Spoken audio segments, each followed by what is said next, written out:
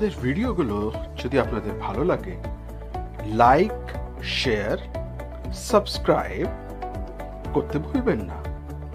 আর ওই bell আইকনটাকে press করে দেবেন, তাহলে আপনারা সারাক্ষণ নোটিফিকেশন পেতে থাকবেন আমাদের নতুন ভিডিও সম্পর্কে। এবার পরমেশ্বর দা একটা অপূর্ব সুন্দর প্রশ্ন ঠাকুরের কাছে করছেন, যা দীপরক্ষী গ্রন্থে সংকলিত হয়েছে প্রথম সংস্করণের ৫ম পৃষ্ঠায়। দিনটি ২২শে মার্চ, বাংলা ১৩৬৪ সাল, ইংরাজির ৯ ফেব্রুয়ারি ১৯৫৮। পরমেশ্বর দা বলছেন, ঠাকুর, একজন উচ্চবর্ণের নারী যদি একজন নিম্নবর্ণের পুরুষকে ভালোবাসে, সেটা কি অপবিত্র? জানি না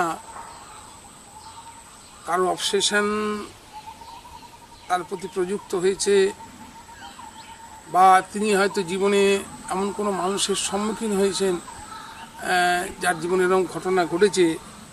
কোন প্রেক্ষাপট থেকে প্রশ্ন সেটা আমরা বুঝতে পারছি না, তবে পরমেশ্বর দার যে কোনো না কোনোভাবে এমন একটা ঘটনার দ্বারা প্রভাবিত হয়েছেন এটা খুব পরিষ্কার। বলছেন, একজন উচ্চবর্ণের নারী যদি একজন নিম্নবর্ণের পুরুষকে ভালোবাসে, সেটা কি অপবিত্র? তখন ঠাকুর বলছেন, সে কথা ভাবো কেন? তুমি তোমার মাকে ভালোবাসো না? এই ভালোবাসার যে অখণ্ড স্বরূপটি ঠাকুর অনুকূলচন্দ্র পরমেশ্বর তাকে বুঝিয়ে দিচ্ছেন। তোমার মাকে অন্য লোক ভালোবাসে না? আহা, তা ভালোবাসা যখন কারো প্রতি প্রযুক্ত হবে, এটা এমন একটা বিজ্ঞান, এমন একটা সায়েন্স, তোমারও ভালো লাগবে, অন্যেরও ভালো লাগবে। এখন সাপোজিং ধরো চুরি করা যদি সত্যিকারের ভালো হতো, যে চোর তার চুরি করা জিনিস যদি কেউ চুরি করে নিত, তারও ভালো লাগতো। কি অপূর্ব লজিকের উপর পুরুষোত্তম ঠাকুর অনুকূলচন্দ্র ভালোবাসাকে প্রতিষ্ঠা করতে চাইছে, একটু বুঝুন। ঠাকুর তাই বলছেন, সে কথা ভাবো কেন? তুমি তোমার মাকে ভালোবাসো না? তোমার মাকে অন্য লোক ভালোবাসে না? আহা, বড় বউ পূজনীয় শ্রী শ্রী বড়মার কথা বলছেন, তোমাকে ভালোবাসে না? পরমেশ্বর দা ঘাড় নেড়ে শ্রী শ্রী ঠাকুরের কথায় সম্মতি জানাচ্ছেন।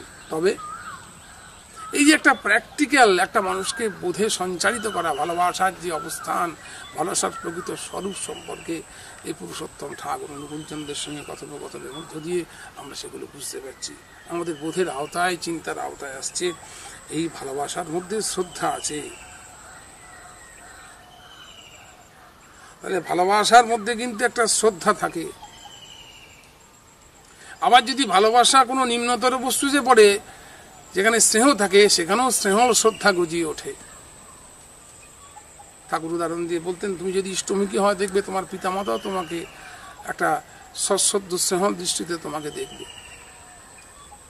ঠাকুর বলছিলেন, এইসব ভালোবাসার মধ্যে যৌন আকাঙ্ক্ষা যদি থাকে, তাহলে তো আর ভালোবাসা হলো না। তোমার মাকে অন্য লোক ভালোবাসে না, আবার ঠাকুর রিপিট করছেন, তোমার মা অন্য লোককে ভালোবাসে না, তাহলে কি হলো সেটা?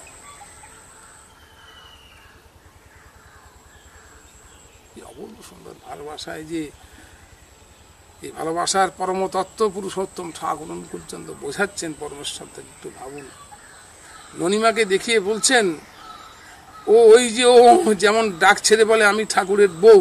অনেকেই ঠাকুরের কাছে থাকতেন, ঠাকুরকে তারা স্বামী রূপে কল্পনা করে নিতেন, আমার বউ বলেও নিজেকে ভাবে। এখন সেই ভাবটা যদি হয় যৌন ব্যাপারের জন্য, তাহলে তার ভালোবাসা হলো না।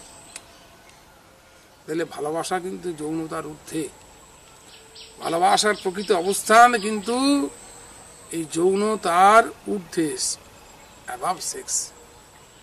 তাহলে আমরা স্বাভাবিকভাবে যাকে ভালোবাসা বলি, পুরুষোত্তম ঠাকুর অনুকূলচন্দ্র সেই ভালোবাসাকে কত গভীর সত্যের প্রতিষ্ঠিত করতে চেয়েছেন, একটু ভাবুন।